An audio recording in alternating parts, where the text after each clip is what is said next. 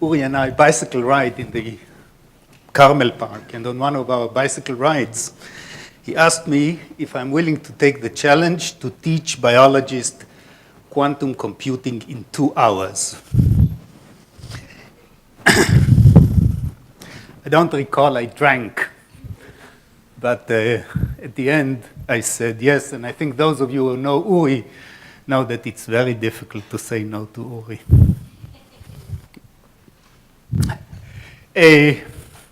So I will try to teach you quantum computing in 36 slides.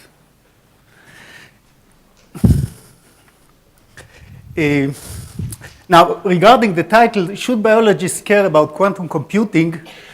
My postdoc, Martin Frass, who is sitting here in the center, said that I should be honest with you in the beginning and say that I really have no clue, and then I should leave. And then everybody would remember this talk as the most unusual talk of this summer school. But I will disappoint you, and I will try to teach you quantum computing in 36 slides. So I'll start by explaining the need. So why would it be nice to have a quantum computer? You don't have to worry. You don't have to buy a quantum computer tomorrow. There is none on the market. And it may well be that none will be in 100 years. But I want to explain why, if there would have been a quantum computer, it would be a nice gadget to have. And I'll explain what quantum computers can do that ordinary computers, in principle, cannot. And then I will talk about how quantum mechanics is different. So there are people in the audience. I'm a little odd to talk. You know, some of the people here are really experts, but I'll try and keep my eyes on the students, and I'll try to tell you why quantum mechanics is really different. So to some aspects of quantum mechanics, I think we all got used to, and getting used to is sometimes a way of dealing with the bizarre. So we forget that something is bizarre because we got used to it. So I would like to remind you that quantum mechanics, to some aspect of it, we really got used to, but quantum mechanics is bizarre, and I'd like to talk about this. And then I'll talk elements of quantum information. So I'll explain why is it useful. Some of my talk will introduce new language. So what you are used to talk about is ordinary two-level system or a spin, I will call a qubit. This is the tradition in quantum information, and it's nice to use this language. So I'll talk about elements of quantum information. I'll describe qubits. Right, I have my own. I'll describe qubit and explain why qubit is more powerful than a bit, than an ordinary bit. And then as an illustration of the power of quantum computing, I'll show to you a feat that can be done by quantum computers that nobody believes will be ever done by ordinary computers, and this is efficient searches. So I'll talk a little bit how, at the moment, we do classical searches, and then I'll teach you a miraculous algorithm that goes under the name of Grover, and it does much better than classical searches. And I'll explain this, and I think this will be basically all the talk. So let me start with the need. So why would we ever want to have quantum computers? I think this point of view is actually due to Richard Feynman, who realized that there are many problems in quantum computers are very difficult to simulate on classical computers. And I want to illustrate, give some examples. So if you are a physicist, there is a standard theory, for example, for the strong forces, which is called QCD, quantum chromodynamics. The theory has been written, I think, in the 70s or 80s, has been awarded the Nobel Prize. But it's a theory that cannot be, many aspects of the theory at the moment cannot really be tested even numerically. The theory is very hard to compute. There are very few analytic solutions, and if you try to implement it on a computer, you always find out that you run out of the computer ability to handle the problem. So for example, if you wanted to test QCD, what would that mean? If you wanted to compute from abstract principles the ratio of the mass of the proton to the mass of the pion, QCD says it knows how to do that, but we don't have a computer that can do that. So testing QCD would be an example. Another example, which is close to perhaps our heart, suppose you wanted to design a high TC superconductor. For this, you would have to solve a quantum mechanical problem for many interacting particles. And if you would like to design new materials, you would need to make a computation for a huge number of particles, which is reliable. And at the moment, we cannot do that. Now, if you are a chemist, you would like to design, for example, large molecules or to design drugs. And if you want to do serious quantum mechanical computation for a large number of particles, at the moment, we don't know how to do that effectively on ordinary computers. Now, with biologists, so an offshoot of this could be if you wanted to simulate evolution or simulate how DNA was created for more elementary particles. So it's again a problem of complicated chemistry, handling a huge number of atoms. And again, all these things cannot at the moment be simulated. You cannot simulate Schrödinger equation for a large number of particles effectively on a computer today. Now let me explain where is the obstacle. The obstacle is very simple. If you just take the simplest example of spins and you try to simulate 76 quantum spins, and you want to write Schrödinger equation for 76 quantum spins, so you know that in quantum mechanics we have to write matrices. How big a matrix would you need? The matrix would have to be Avogadro's number times Avogadro's number. You can't fit it in any computer.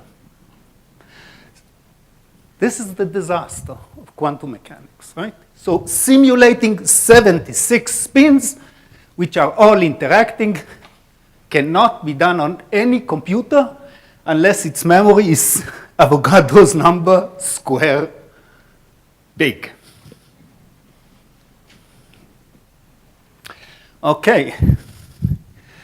So this is the problem of you cannot simulate large quantum mechanical systems honestly on an ordinary computer.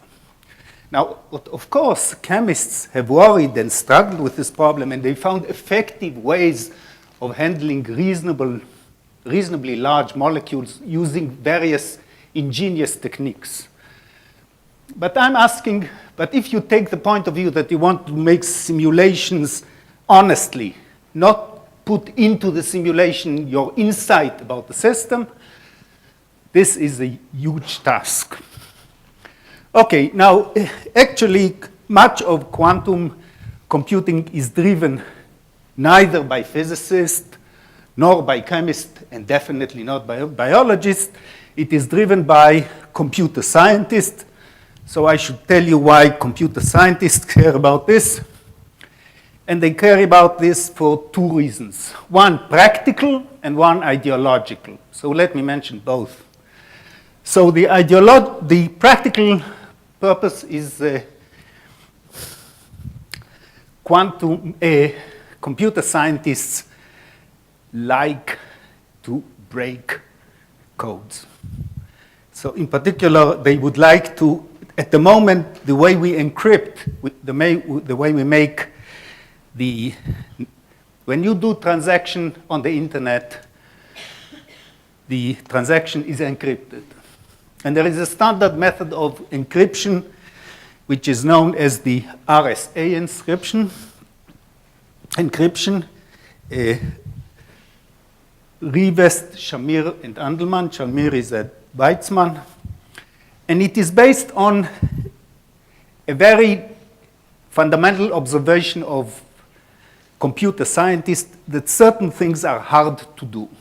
And one hard thing to do is if I give you a large number and I ask you a large integer, tell me what are its prime factors. There is no efficient way known to find the factors of a large number. And using this idea that it is very difficult to find the factors of a large number, you can make a system for encryption. And this is this RSA system. If we would find a way to factor large numbers efficiently, the method of encryption used today would be dead, would be outdated. We would need to replace it by something else. And it was shown, in fact, by Shor, that if we could build a quantum computer could do it easily. So computer scientists are interested in quantum computing because this would allow them to break the existing encryption codes, and then there would be a new industry. You would have to find new encryption codes. There is also a less practical driving force, is that the standard model for computing is a model invented by Turing in the 30s, and this is the basic model which underlies the theory of computing.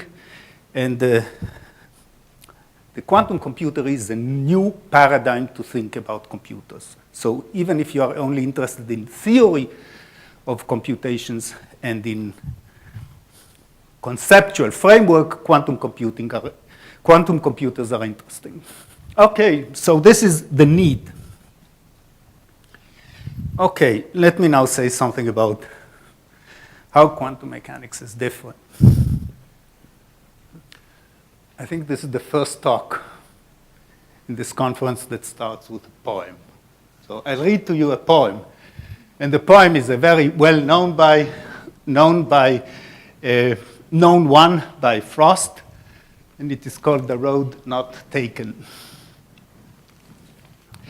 Two roads diverged in a yellow wood, and sorry, I could not travel both. And be one traveler long I stood, and looked down one as far as I could, to where it bent in the undergrowth. Now there are three more verses, stanzas, I don't know, batim, that I didn't copy. Let me jump to the last one. I shall be telling this with a sigh. Somewhere ages and ages hence, two roads diverged in a wood, and I took the one less traveled by, and that has made all the difference. This is classical. You have to make a choice. In life, you have to make choices. One girl has beautiful hair, the other one has beautiful eyes. You have to make a choice. Quantum mechanics does not make choices.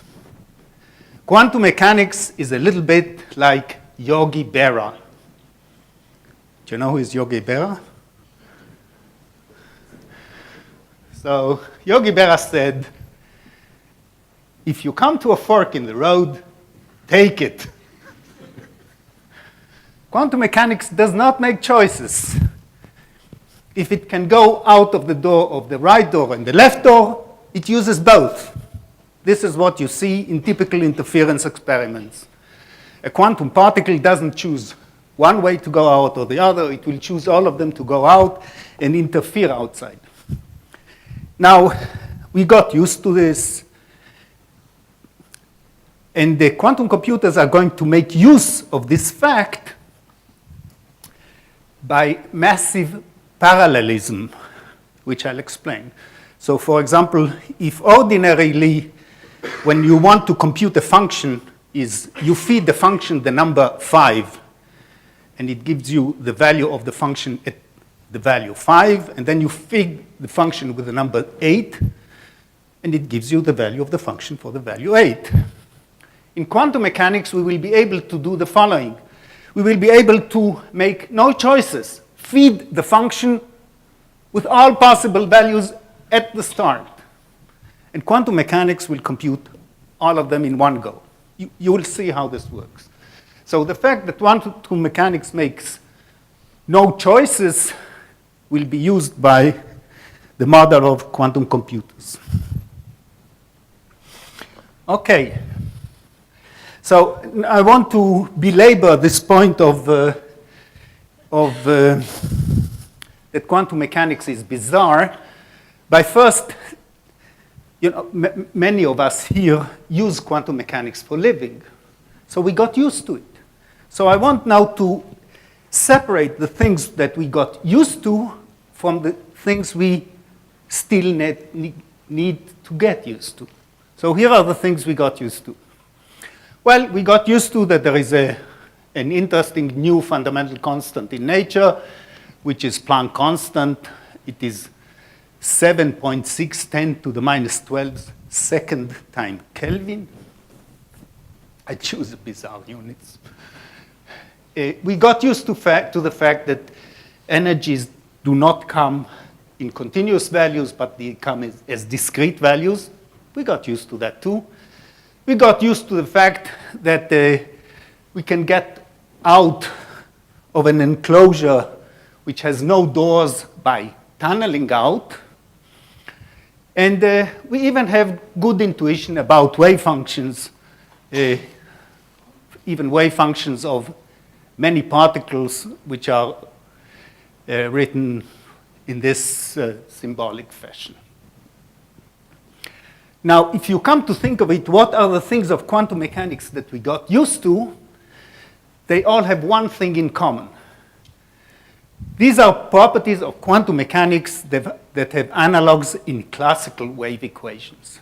In fact, when we teach quantum mechanics, we usually sedate our students by telling them, there is just this new idea that particles can be a little bit like waves, and the waves can be a little bit like particles, and then we somehow amalgamate in our head that particles and waves are the same thing, and quantum mechanics becomes basically just a blurred subject between waves and particles. And then we are happy because we are used to it. It's fine. So the properties we got used to have analogs in classical physics. For example, the fact that modes, we get discrete modes is something we see in drums, in the harmonics of strings, in waveguides. So these are classical phenomena that we are familiar from in classical physics, in electromagnetism, in the theory of sound. The discreteness of modes is something we can easily swallow. Interference is something we are used to also in classical light. We don't need quantum mechanics for this. And we know that the waves can penetrate into regions that are classically forbidden for them. This is the phenomenon of evanescent waves. So even tunneling is not such a mysterious thing. So all these features of quantum mechanics that we got used to are features of quantum mechanics where quantum mechanics, the new aspect of quantum mechanics is that a particle is also a wave. Okay. So what new is there? So what are the things we still need to get used to? Or if I want to phrase it more optimistically, where can we make new mileage? So here is a point I want to tell you, I want to stress. You know, we actually cheat students when we tell them that, Schrödinger equation is like a wave equation. It is very different from any wave equation you know. And let me explain how. So a typical wave equation is the wave equation describing the electromagnetic waves or sound waves, right? Electromagnetic waves, for example, you have an equation that describes the quantity E, which is the electric field, as function of position and time, right? So for an ordinary wave, you pick a position here in space and time and tell me, and the wave will be the vector E at this point. This is true for sound waves. This is true for electromagnetic waves, for any wave you want. Schrödinger equation is different. It's not like that at all. Well, when we teach students, we tell students, well, Schrödinger equation is different because at every point we assign not a vector, but a probability amplitude which is complex. Okay, I don't regard this as really different. I'll tell you what is really different. The really different is what are the arguments of the function? Well, if it's a function of a single particle, it's like a wave equation. But what if it is a function, if it is a wave function of 2 or 3 particles? It is not anymore a function in ordinary coordinate space. It is not anymore a function. You give me a point in coordinate here, and I will give you a value. You have to give me coordinates of x1, x2, x3. It lives in some fictitious 9-dimensional space, not in ordinary 3-dimensional space. And if you have 76 particles, it lives in a huge dimensional space. It does not live in the space we are used to. So quantum mechanics, it's true that it's a wave equation, but it's not a wave equation in 3 dimensions. All other wave equations that we write have 3 arguments. This function does not have 3 arguments. It has 76 times 3 arguments. So this is one big difference between quantum mechanics and ordinary wave equations. Okay. The other thing which is a new resource that we have not yet completely learned to master is the notion of entanglement. In Hebrew, it's called shzira. Now, entanglement, I'll say something about entanglement in this talk, but entanglement basically means that in quantum mechanics, there are unreasonable correlations. There are correlations that you cannot understand, well, period.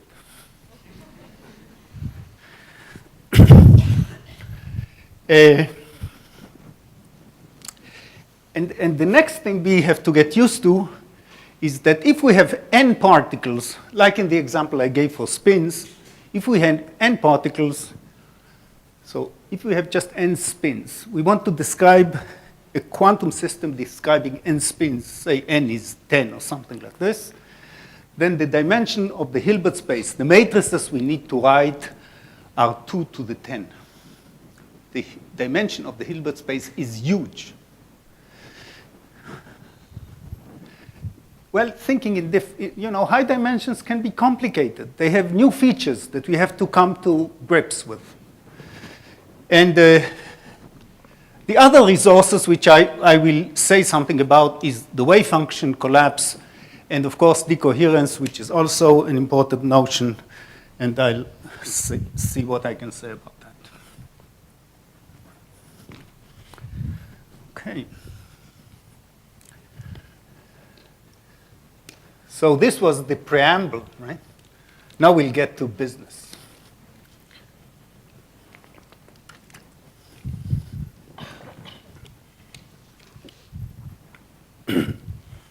So let me start with the simplest quantum system. The simplest quantum system is your garden variety two-level system. So you can think of two energy levels which are close to each other and separated from the rest of the spectrum of some system. Or if you want, you can think of a spin.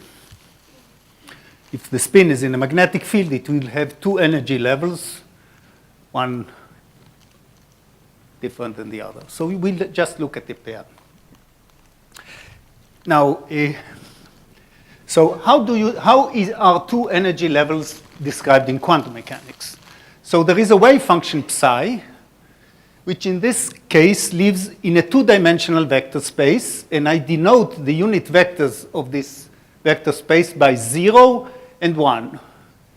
The notation 0 and 1 comes from quantum information that things are, they like bits. So we just label these two objects with 0 and 1.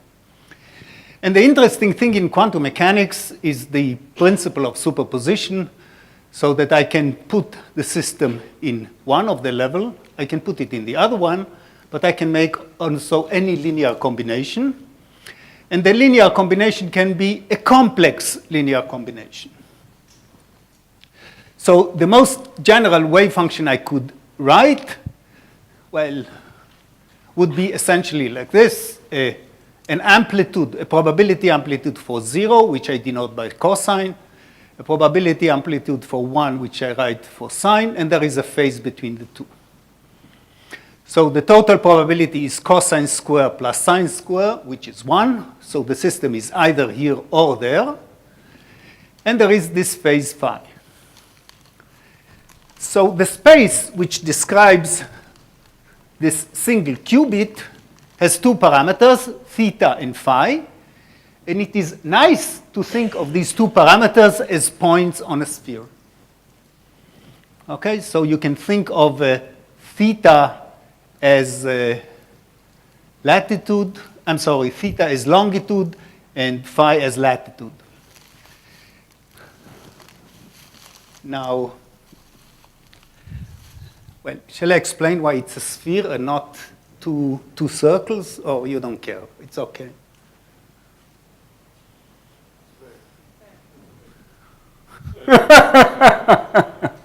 You see, if I were quantum, I could do both. It's okay. Well, so when I wrote this, I factored into this wave function the statement that we know multiplying a wave function by a phase, overall phase, is not terribly important. So I could have put this phi here or put this phi over there. Now, why is this phi more like the two spherical coordinates rather than, say, the two coordinates on the torus? The way to see this is the following. Take the point where sine theta is 0. So take the point theta equals 0, say this one here on the top. When theta equals 0, the wave function is just 0. This state here with an amplitude 1. And you see that varying the phase phi doesn't do anything. So it's like sitting at the North Pole.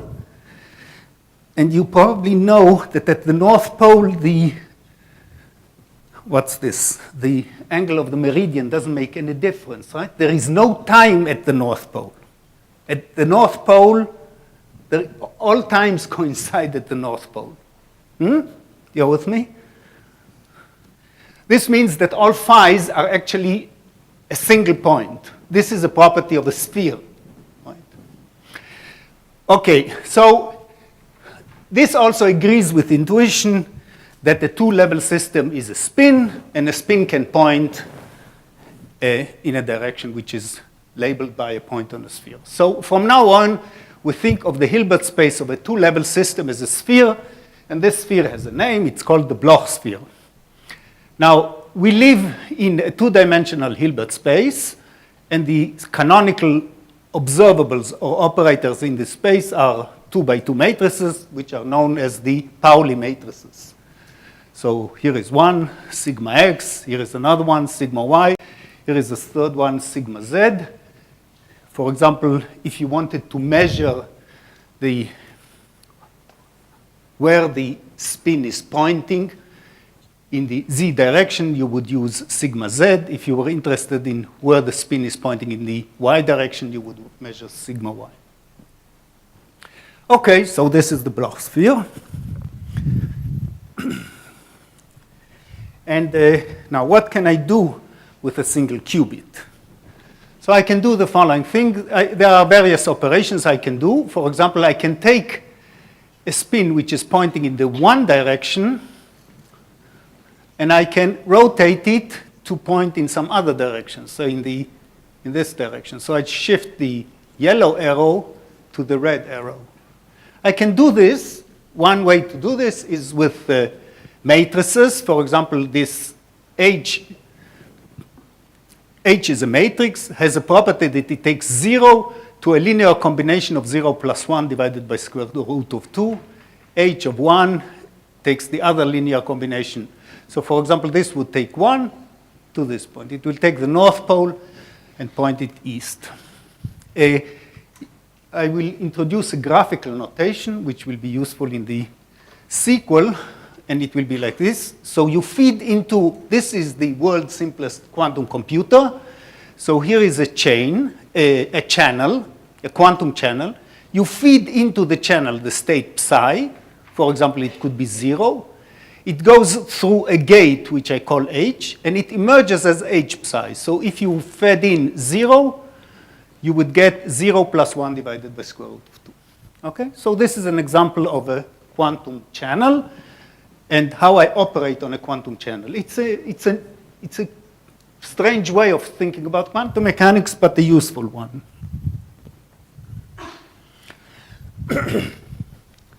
Okay, now I want to stress something we learn in quantum mechanics, and this is that quantum systems are not completely honest. I'll explain what do I mean by this. So suppose you prepare a system in a state 0. So you prepared what you thought was spin up.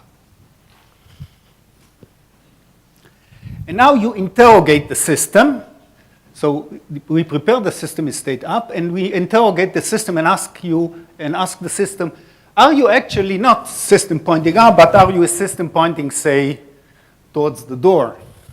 So instead of this point on the top of the Bloch sphere, are you this thing? Now, the honest, classical, simple answer would be, no, I'm not. Now, quantum mechanics has this weird feature that it likes to please you. Right? So it says sometimes yes, and sometimes no. So quantum mechanics lies when you interrogate it with the wrong question. It pleases you, right? So if you ask the system that is prepared in the state up, are you a linear combination of up and down? It does not say, no, I'm not I started as up, I'm not a linear combination. No. It looks at itself and says, well, I'm a linear combination, so I'm a little bit up too. So it says I'm up. Half the time it tells you, yes, I'm up. Half the time it tells you, no, I'm not. So quantum mechanics, qubits cannot be, unlike classical bits. You know, if you ask a 0, are you a 0 or 1? So when you ask, are you 0 or 1? It says, I'm 0 or I'm 1. In quantum mechanics, if you ask a linear combination, it says, I'm 0, even if it is not, but with a given probability. So in this case, it does so with probability half. Now, this looks like a disaster if you ever wanted to make a computer, right? Because you have a system that is lying.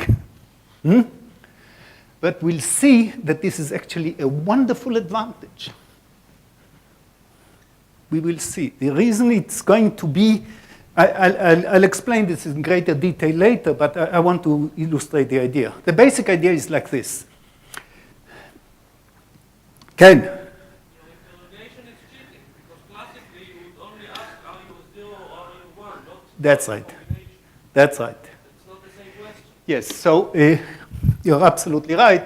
The word which would describe a classical bit would be just 2 points, right? And therefore, the only legitimate question is, are you here or there? But as I explained in quantum mechanics, a quantum bit is described by a point on a sphere. So I can put it here, here, here, here. Let me elaborate this point a little bit better. So some people say that quantum computers are a little bit like analog classical computers. So we could make, for example, an object which can take continuous values. And this would look a little bit like this story. Now, where do they differ? They differ in the fact that quantum bits lie, whereas classical things that would say live on a sphere do not. And I want to explain where this is an advantage. So in an analog computer, at the end, if you interrogate it, you get it, and if it's a good analog computer, you get a good approximation to the answer, but not the answer, right? Because an analog computer, when it takes continuous values, it would not sit on the value you are really interested in. It may jitter. It may be a little bit to the left, a little bit to the right. You're with me? I've already lost everybody. In quantum computer, it's a little bit like this. It has a continuous space to live in. But when you interrogate it at the end, it does not give you an approximate wrong answer. It will either give you the precisely correct answer with certain probability or a totally wrong answer with another probability. So the art of quantum computing would be to make a computer that would give you the exact answer with high probability. So we will see how you do this.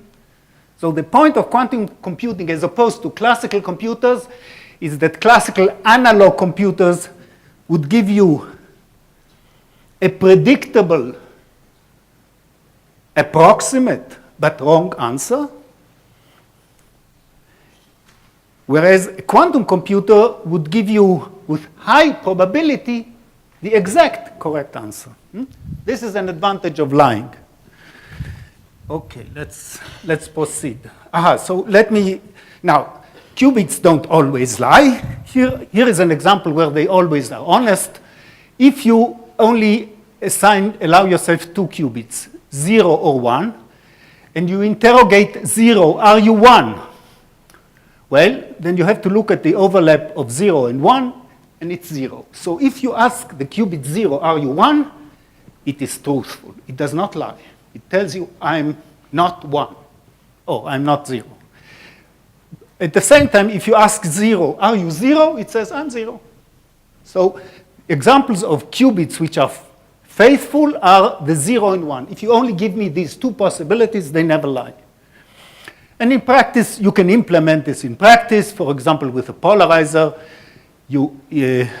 a polarized beam splitter will split the beam into, say, one polarization or the other polarization, which are my 2 qubits. If I interrogate this qubit on its polarization, it will be consistent. It will always tell me, it will always do the same, and the same like here. Okay. Good. Now,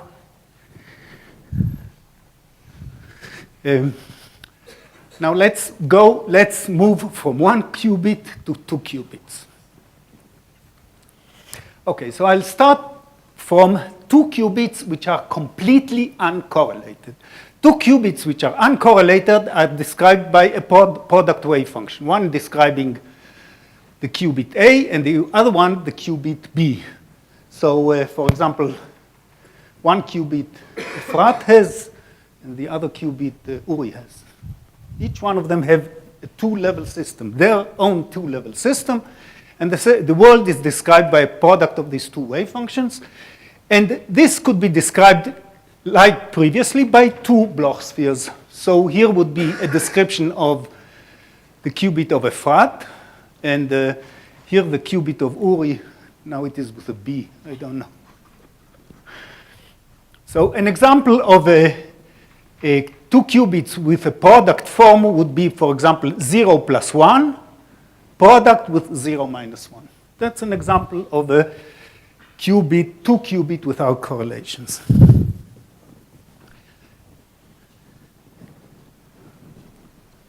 This is familiar, but not interesting. Or because it's familiar, it's not interesting. So I want to describe, let's move on. Is it moving on? Okay. Now, the beauty of quantum mechanics, or the notion of entanglement, comes for those states in quantum mechanics which do not have this form of product states. So states which have correlations or correlated states are also called entangled states. They are states which cannot be written as a product form, and therefore cannot be represented as two Bloch spheres. So these are states in quantum mechanics which defy simple intuition. So it is not that whatever can happen is whatever is happening to this qubit or this qubit. No, there are also other things that can happen. So an example of an entangled state is the state which is called a Bell state. An example is this. It's 0, 0, say, plus or minus 1, 1. Say if you take 0, 0, minus 1, 1, this will be in spin notation, this will be the spin singlet. Okay? The spin singlet is an example of an entangled state. Now, how would you describe it? Describing it as a picture is now a little difficult. I don't really know how to do this. I could say the following, that here is a Bloch sphere describing this qubit. Here is a Bloch sphere describing this qubit. But I need another pair of Bloch spheres to describe this qubit and this qubit. So you would say that now two qubits require for that description not two Bloch spheres, but 4. Well, this counting is not correct. They don't. So it turns out that two qubits cannot be described by two Bloch spheres. It's more than that. And they can also not be described by 4 spheres. They are not that much. They are somewhere in the middle. Two qubits are described by an object in 6 dimensions, whereas 4 Bloch spheres would be an object in 8 dimensions. But the important point for me is that two qubits in quantum mechanics give you more possibilities than just 2 Bloch spheres. And we will make mileage out of this in a minute, I think. In a minute, you'll see something truly remarkable. Okay, so let's see what does this mean. So let's look at the qubit of the Hilbert space of 2 qubits. It's a 4-dimensional space. Here are the basic vectors in this 4-dimensional space. It can be either 0, 0, 0, 1, 1, 0, or 1, 1. This is a 4-dimensional vector space, and this is a basis for this 4-dimensional vector space. In the same 4-dimensional vector space, I can use another basis, which is a linear combination of these, and it's given by these Bell states. So one Bell state is made from a linear combination, which is written here, so linear combination of this and that, and another is made of a linear combination with this and that, which is of this pair. So in a picture, it looks like this. We have some 4-dimensional space. We can either use as basic unit vectors the 0, 0, and the 1, 1, or alternatively as the unit vectors the Bell state and another Bell state, and there are 2 more.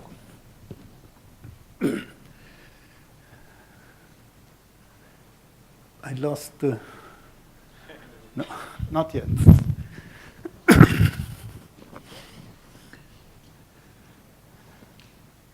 There is this story about the, I don't know, some old jokes really get so old you can't tell them anymore, that the teacher said he's not anymore really worried when the student look every 2 minutes at the clock. They are really worried when they do this.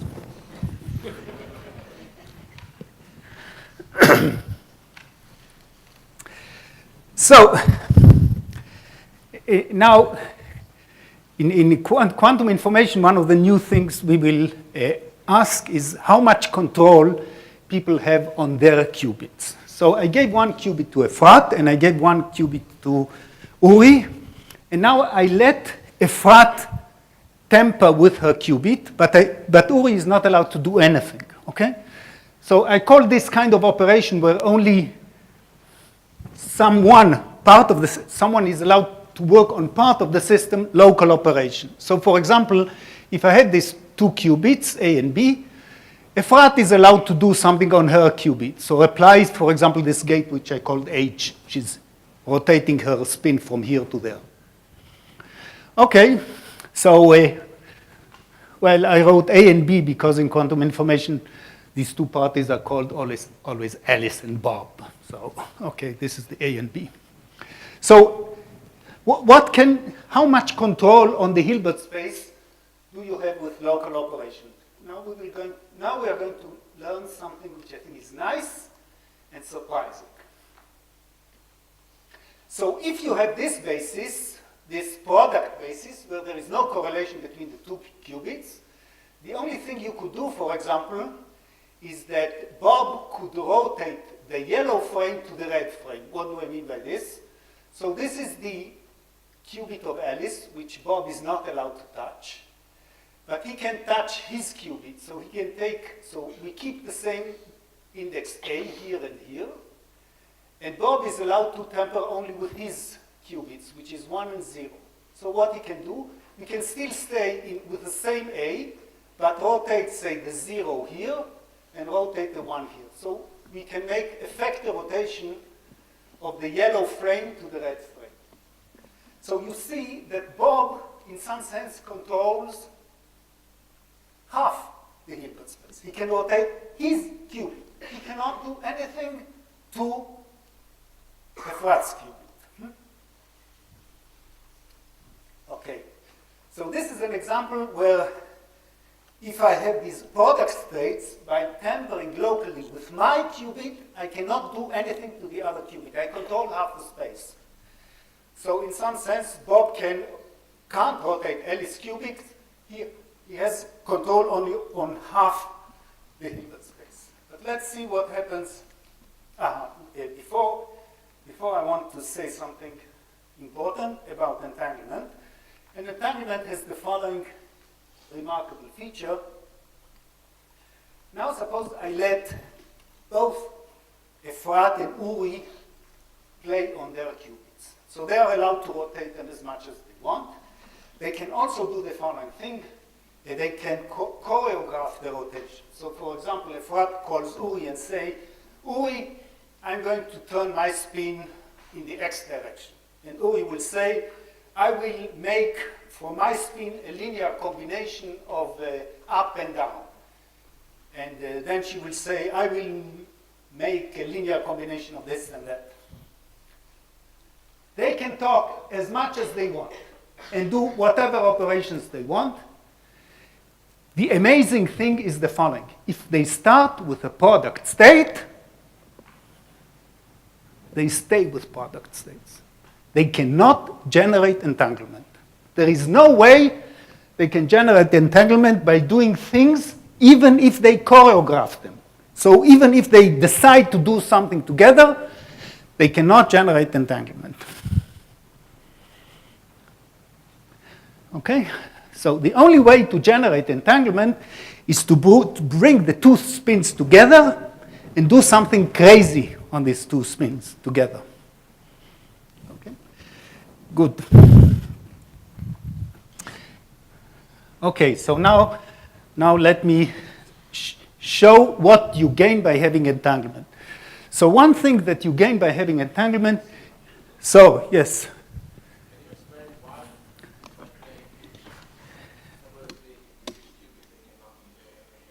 Yeah, I think I can try.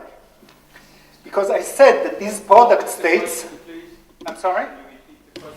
Yes, if I can, do you want to say it again? If I can explain again, if I can explain why you cannot generate entanglement by these local operations, right? This was the question.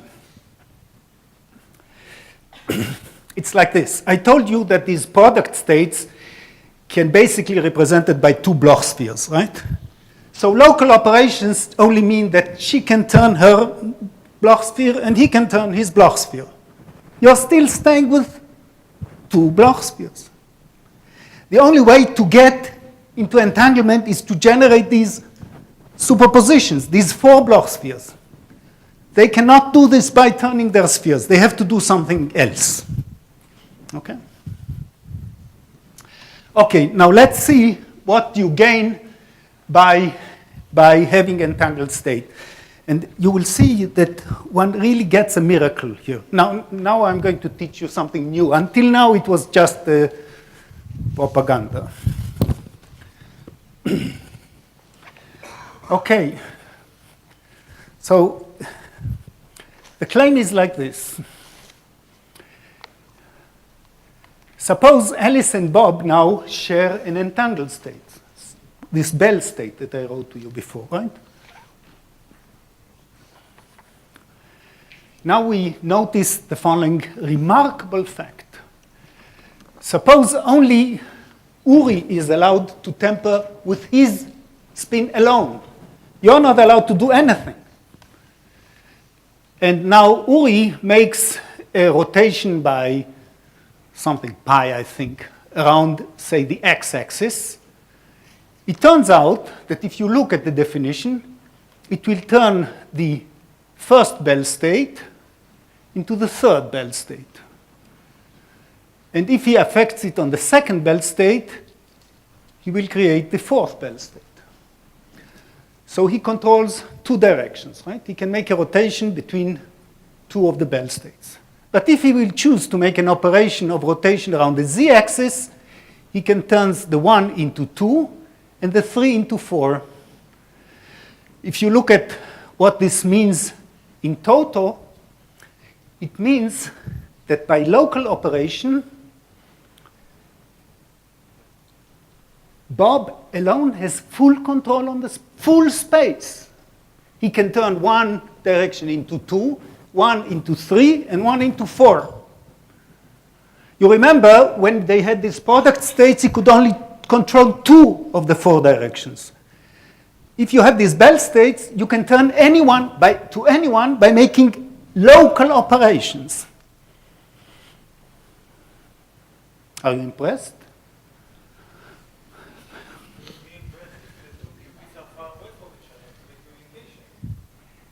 You would say this? They are, right. Aren't they far from each other? You are standing up because I'm supposed to stop now? No, I just wanted to... So, I mean, can you elaborate more about the physics of entanglement? I know it's not easy, but for us to understand maybe, but you made a jump between having entanglement. Usually it's something that starts together and expands maybe with, I mean, two particles that are splitted and then they have entanglement, but they start together. How can you make entanglement so easy from between Efrat and Uri that's so far away? Well, you know, I started by saying that one of the things we have to learn to come to grips with is the resources in entanglement. Now, so the whole subject is really interesting and not completely self-evident. In practice, the way entanglement, for example, you can generate entanglement locally here by creating a pair of photons, sending one photon to the right, one photon to the left, and they are now 20 miles away from each other, but they can still be in entangled state. You make operations on one photon, and you change the entire thing like here. I don't know if this is completely clear, but let me move on. Okay, so now I can show you the first basic result is that a single qubit, you know, we started with this qubit which was not completely faithful. It started looking bad, right? Now I'll show you that the single qubit is worth 2 bits, not 1, 2. And the way to see it is like this. So suppose Alice and Bob share a Bell state. Okay, so you have 1 qubit, Uri has his qubit. But the 2 qubits are prepared initially in a Bell state. So at some point in the distance, they were together. Someone confused them to make this Bell state. Suppose it was this Bell state 1, and you know that it was number 1. Now, Bob can make local operations and change the first Bell state into any one of the 4 Bell states, right? Okay, so he chooses which one he wants to turn it to, one of the 4. And then Uri takes his qubit and sends it by DHL to Efrat. Now she has both qubits at her disposal. These are 4 orthogonal states. If there are 4 orthogonal states, they are non-lying qubits. You can distinguish any one of them. So by receiving 1 qubit, she got 4 pieces of data. It's like getting 2 single bits. So 1 qubit is worth 2 bits. Okay, so this is a basic thing. I have 20 more minutes. Okay, now let me skip this. Do I want to? Okay, let me.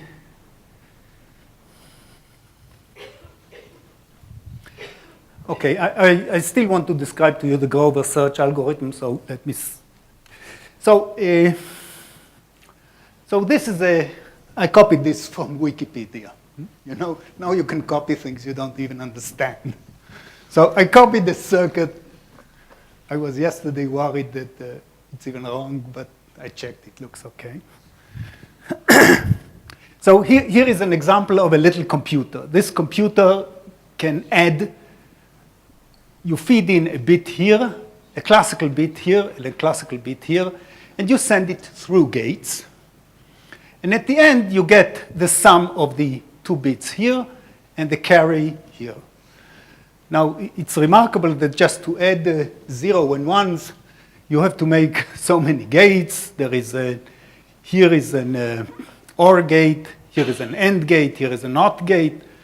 And you have to check the logic that they didn't cheat you. But the point is like this. There is an input, and there is an output, and there are gates in the middle.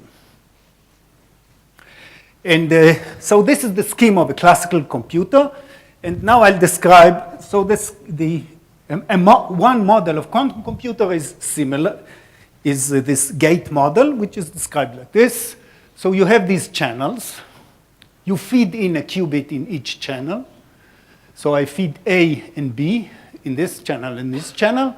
And then there is a gate, like in a classical computer.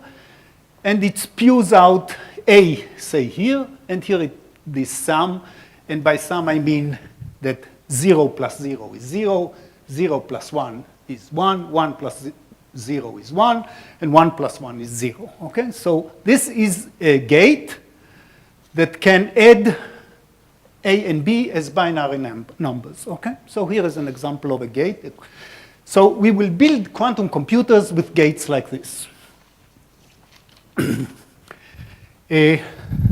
Now, the advantage of a quantum computer that I don't have to feed into it a state which is a product state. I can feed into it linear combinations. So I can feed in 0, 0 with amplitude half, and I can feed in 0, 1, so here 0, here 1, with amplitude square root of 3 divided by 2.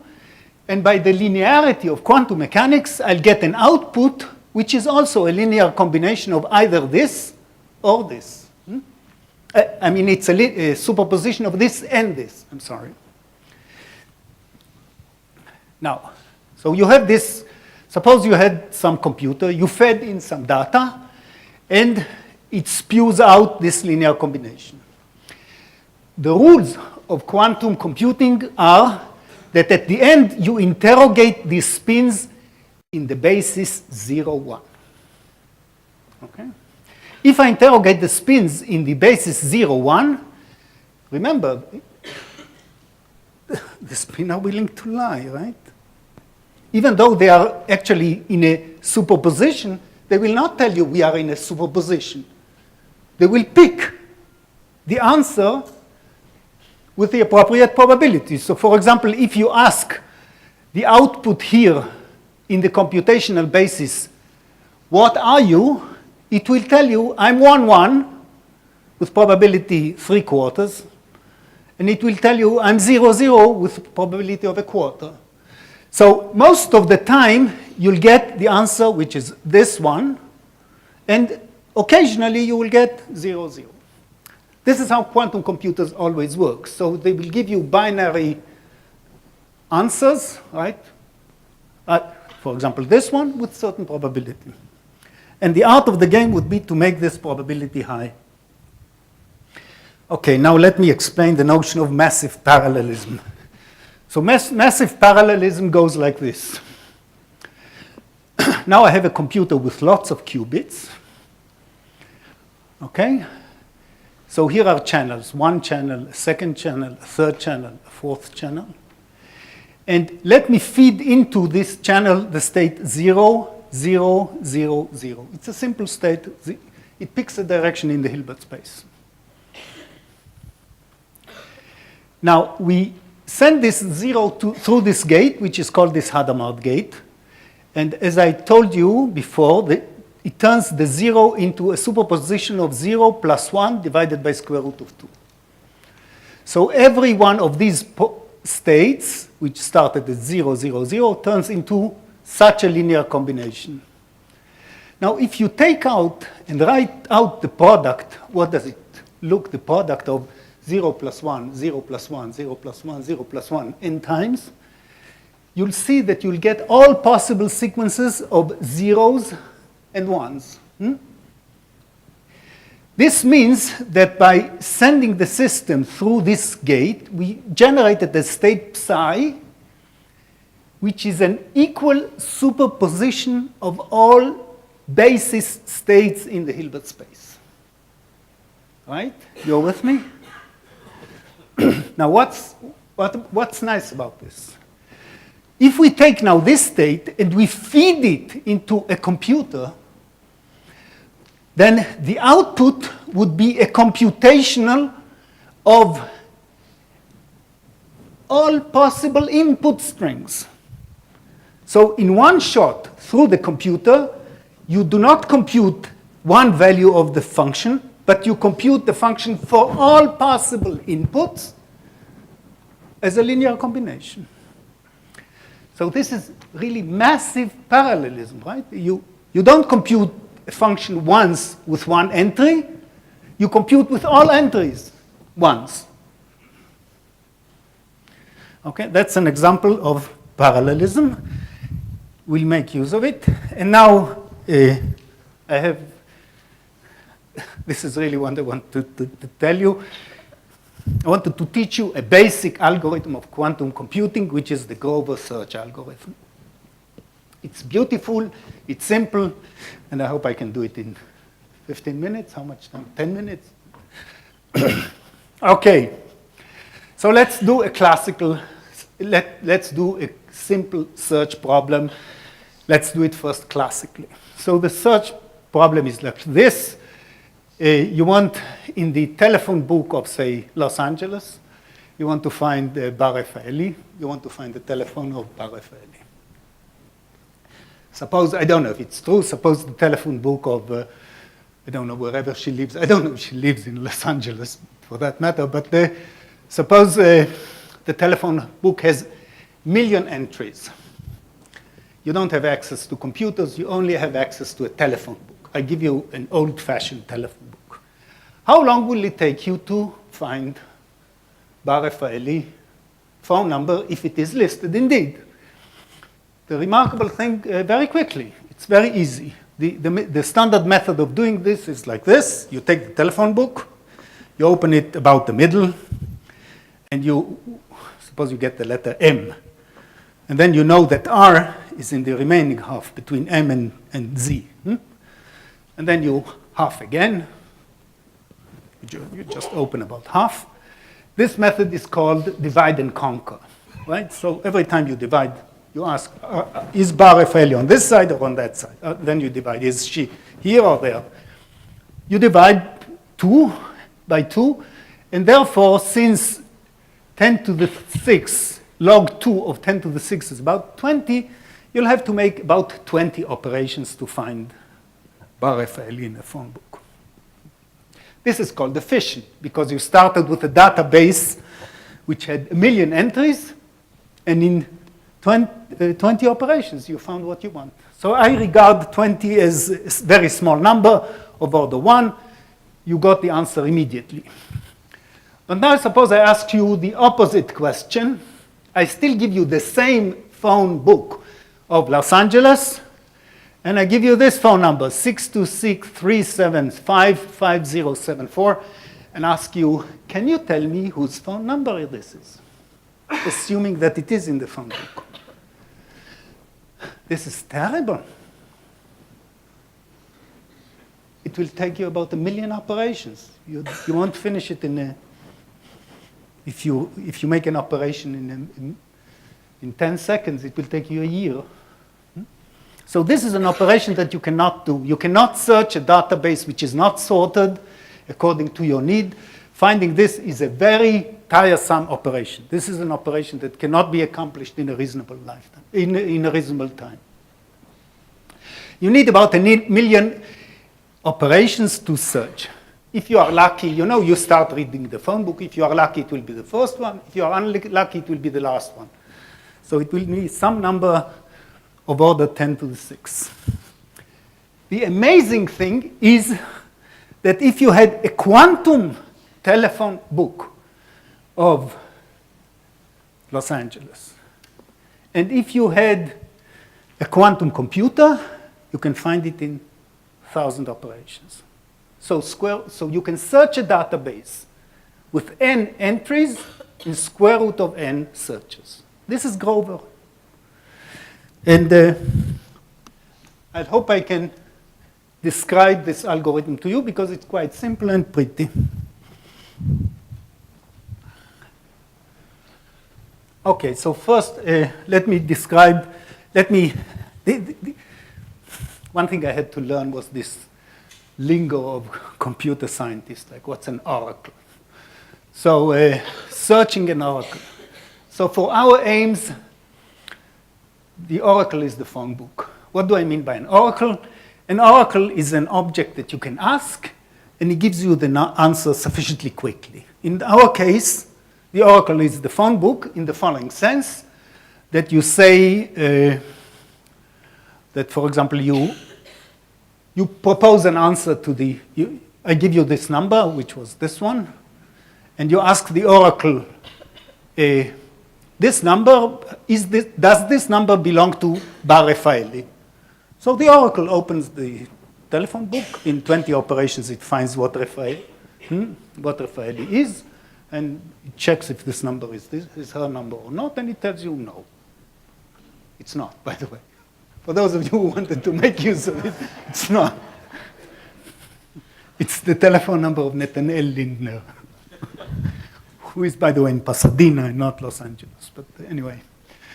So the oracle is like this. The oracle is an object that can quickly give you an answer to a question. So you feed in the question, which in our case would be, say, Bar Raffaeli, and it tells you 0 if the answer is wrong or 1 if the answer is right. And the question is, how many interrogations do you need to make in order to find the phone number? Okay. Okay.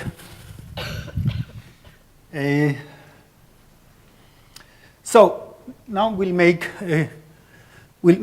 a quantum oracle. So the quantum oracle will be this f of k. It can evaluate for every k quickly if it is 0 or 1, 0 if the answer is wrong, and 1 if the answer is correct. And the quantum oracle would operate like the following gate. For every input k, it would mark the state k with a phase. The phase would be 1 if it's the wrong answer, it would be -1 if it's the right answer. Actually, this looks like crazy because we are used to the fact that marking a state with a phase is not really interesting. But you have to do something crazy to do something new, okay? So that's the first interesting input.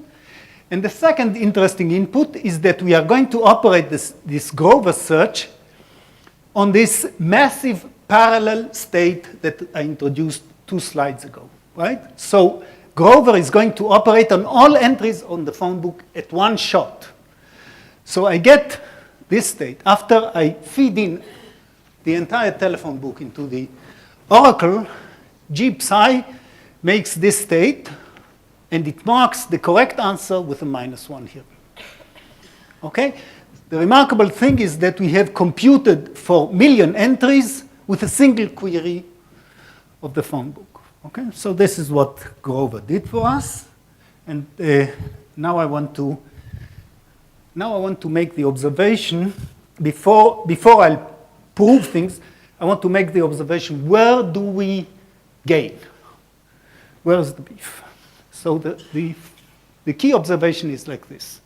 Suppose this is the correct answer. This is this Raffaelli direction which we are searching for. We created the state psi, which is an equal mixture of all possible entries.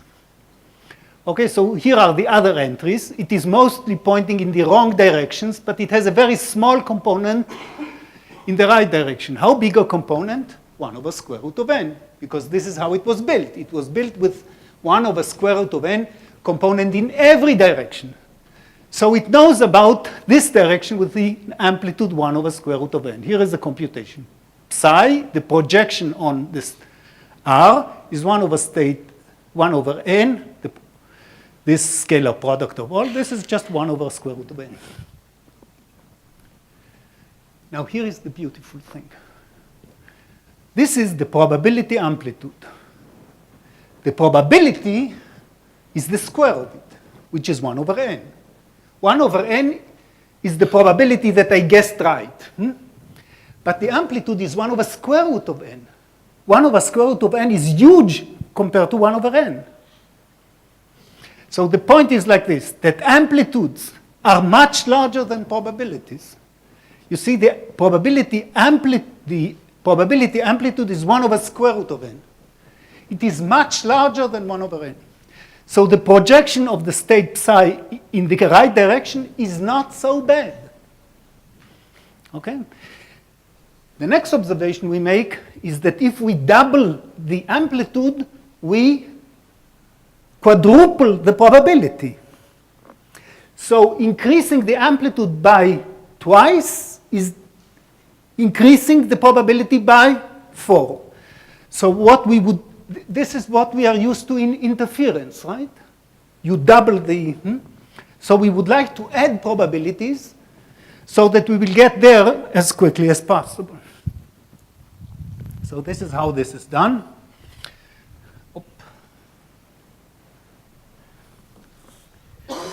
Okay, so let me, to explain how this is done, this is geometry, it's nice. So what was the Grover?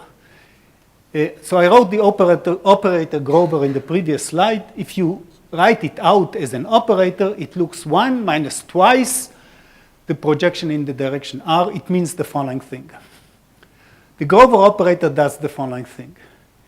It takes any vector, and the direction which is parallel to r, it flips. So it's like a reflection.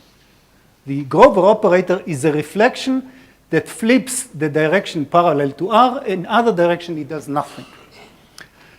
And so the oracle is operating like a reflection. In particular, if you do it twice, you get the identity. So now Okay, so the way it would work is one part of this computer would work like this. You'll feed in psi. Grover would be sitting in some gate and will spew out G of psi. Good. Now, this slide, I realize you don't have to look at, because I'm going to replace this slide by demonstration. So in this slide, I just prove that a product of two reflections is a rotation. But we were given this writing pad, and I'll prove to you that two reflections is a rotation, okay? So let's first, what is a reflection? Let me reflect about this axis, right? So I want this to send it down and keep the direction x, right? I flipped y and kept x the same, right? So I did a reflection about the x-axis. Now, let me make a reflection about the y-axis. Reflection about the y-axis is like this. At the end, I ended up by rotation. Did you pay attention by how much I rotated? 180, right. So it's like this. The two axes have an angle of 90 degrees, but the rotations that I generated go by double, by 180. So this is shown here in I made a computation for those of you who really like. If you make two reflections, one about one axis and one about another axis with an angle theta, this generates a rotation with twice the angle. Now I think here is Grover algorithm. So we have these two distinguished states. One is this Bar-Raffaelli phone number, which we are searching. One is the state psi, which is this equal mixture of all states. And we generate the two reflections, one about R and one about psi. The product of the two reflections is a rotation. And if you work it out, the rotation would be by twice the arcus cosine of the angle between psi and R. Now, this psi and R was a very small amplitude, 1 over square root of n. So this means that the cosine is near pi over 2. This is sitting here. It differs from pi over 2 by 1 over square root of n. So you see that the product of the two rotation is a rotation by pi minus 2 over square root of n. Okay? Try to remember this for the next slide. This means what? This means that if I start with the state psi, which I generated, and I make these two operations, I will rotate psi into a state which is, I will rotate the yellow into this cyan. These are the R and G. This was the angle theta, and this is 2 theta. So I brought the initial state psi closer to my target state. How many times would I have to make such an operation? Square root of n times. And then I'll bring this cyan very close to R. This is Grover. Okay? So, oops. So if you just repeat the operation I did, so this RG, you put a minus because there was a pi to get rid of the pi. You make this operation square root of n divided by 2 times. You turn psi into something which is very close to R. So it's 1 minus epsilon times R, plus mistakes. Okay? So after so many operations, you interrogate the system. You would either get R with very high probability, or you will get a totally wrong answer with very small probability. So, so this is how the Grover machine works, right? You feed in the state psi, which I told you how to generate. You feed into Grover. You get G psi. You feed into this other reflector. You get RG psi. And you have to repeat this operation square root of n times. And this is how you do a quantum search.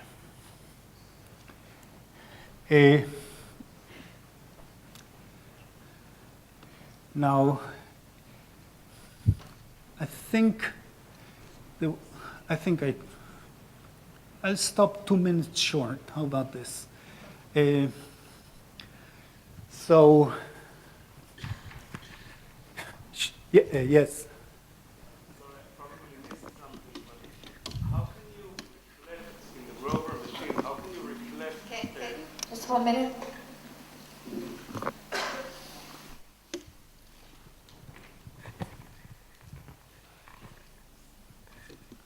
Sorry, I probably missed it, but in the Grover machine, how can you reflect about the R if you don't know what R is?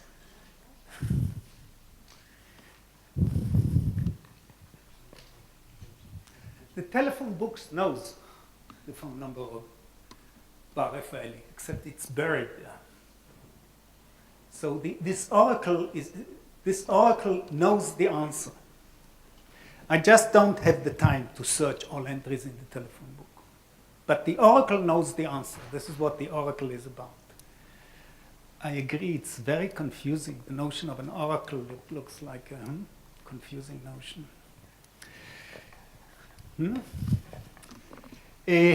Okay, so should biologists care about quantum computing? At the beginning of the talk, I said they should, because if they had a quantum computer, they could simulate evolution, and they could simulate DNA and other such stuff. But I want to take a different perspective here. I want to say that the answer is yes, but for a different reason. I think we have the privilege of worrying about the secrets of life and the secrets of the universe. And I think one of the secrets that biologists care about is life. But there are other wonderful, interesting secrets in nature that we are after. And one of them is quantum mechanics. I think it's a wonderful intellectual exercise, even if it will not give a machine that will compute something for us. I think it's an interesting problem. Thank you.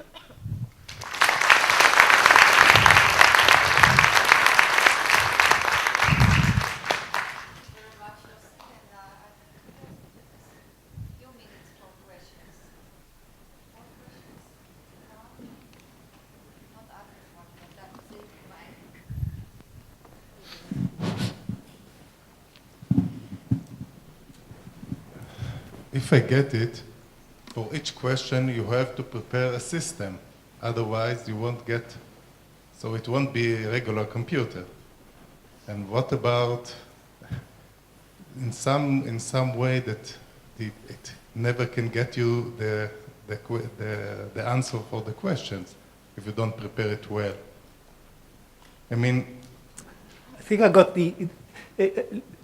your first point was right on the money. I think most people believe that unlike classical computers, which are general purpose machines, that they can surf the internet, play Tetris, and do infinitely many other things, it is quite likely that quantum computers will be targeted for certain things. So for example, you will build a quantum computer for factoring numbers.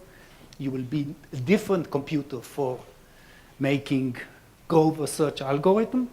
And so the computer would be target-oriented. Many people believe that this is the case, although I should say that David Deutsch, for example, gave a protocol for a universal quantum computer which is similar to Turing machine. And there are other proposals for universal quantum computers, but I think other people think that it is true that at least at the beginning, quantum computers would be target-oriented.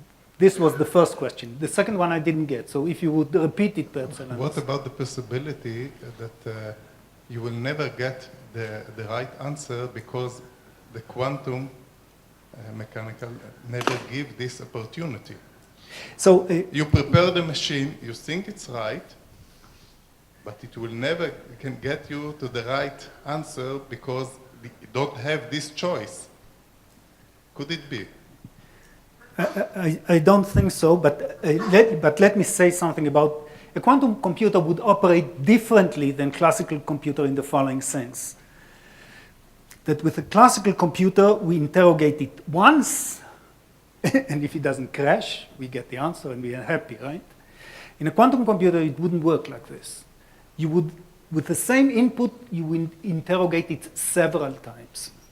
So we'd interrogate it, say, 10 times, and if you will be satisfied that in 9 times out of 10 you got the same answer, you will say, this is the answer, and the one that I got is a mistake. And if you are not satisfied about reliability, you'll repeat it as many times as you need to check the correct answer. So quantum computers would work probabilistically. But for example, let me explain. For many things, this is good enough. For example, if you want to factor,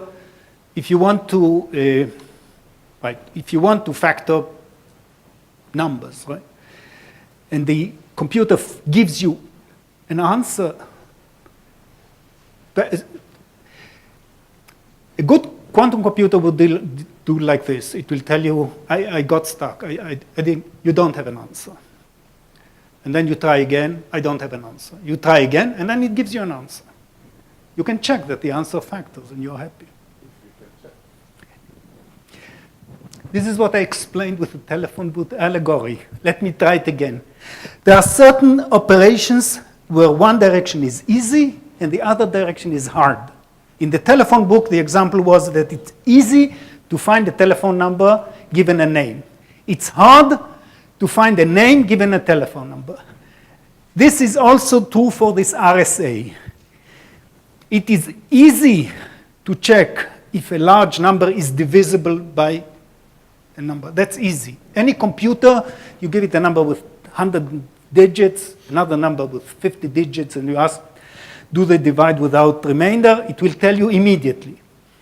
But the opposite operation is not easy. כן, יגאל.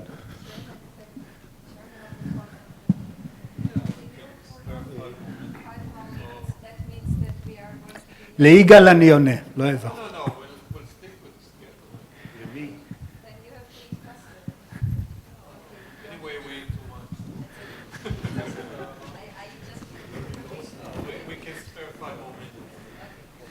Yossi, I want to repeat the last 2 questions because I didn't understand the answer.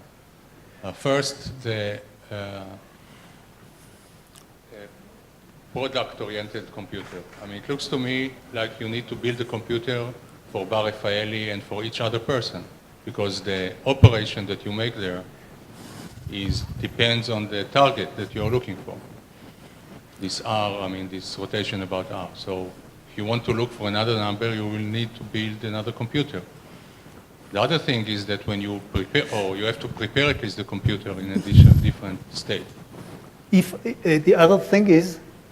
I mean, that was the first question. I mean, do you need to build a new computer or put in a new matrix for each number you're looking for?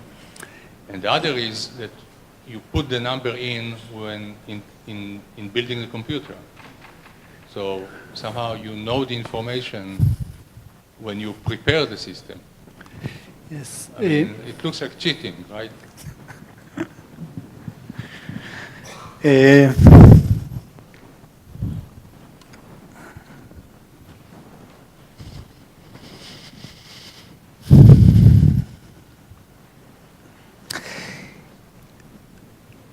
You said you will repeat the last question, and the sorry thing is that I can only repeat the answer I gave, which is, I tried to explain that, well,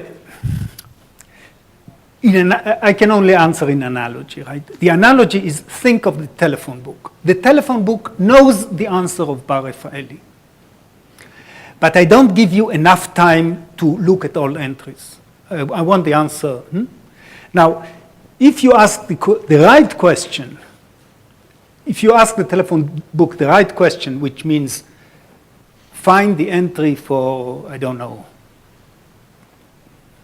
Yigal Meir in a telephone book, it can do it quickly. Find the number of someone with, if I give you a telephone book, this is a hard question. So you should think of the oracle in this analogy as the telephone book with a program that knows how to do search and find. So that's what I can say.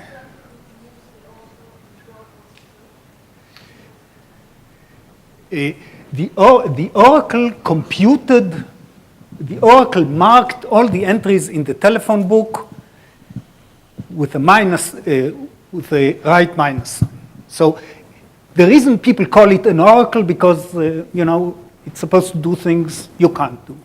So in this sense, it is God-given, it's a miracle or something like this. This is, I'm sorry, I can't do better than this. This is what I can say. Can you use these quantum computers to improve the time complexity of NP or NP complete problems?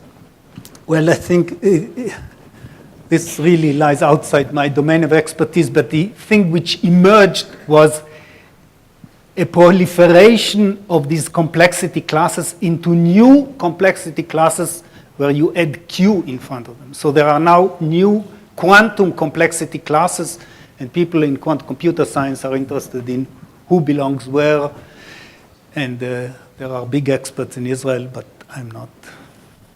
Also, you said that the qubit represents 2 bits. So do you save on space complexity as well?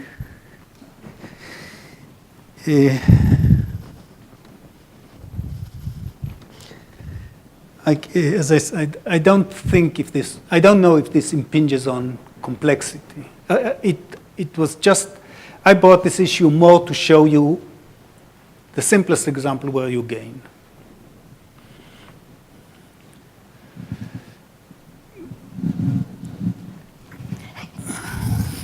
I can go as fast, but I think there was one more. Do you mind? Students first. I wanted to know what happens if you ask the a question, for example, you ask a number that is not in the phone book. Will it give you like a wrong answer with high probability, or will it give you few answers with almost equal probabilities? I only described the the simple Grover algorithm that I described here is aimed at the database where there is one single correct answer. So one guarantees, the rule of the game is that someone guarantees that there is an answer and there is only one. There are not two. But this is just an illustration. The main purpose of this was to illustrate what quantum computers could do. It was not to be, you know, it's supposed to be just an introduction, not an exhaustive anything. You were, throughout all the explanation, you were running with the two-level system with 0 and 1. Well, how would it affect the whole computation if you would have 3 states or 5 states or a larger number? It will be a gain. You would go from so for example, when I said that a qubit is worth 2 qubits, if you would replace it by something with 3, you would get something like 9. So things would scale like square. You would gain, but you would gain enormously, I guess. It's like a factor. I mean, it's in it's in the factor, right? You would gain by square typically, right?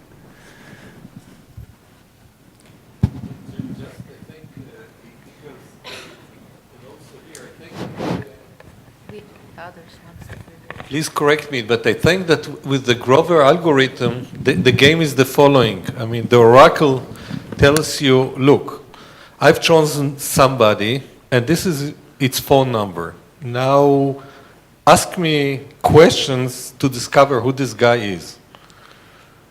I mean, this is the kind of game. I mean, it's not a general search.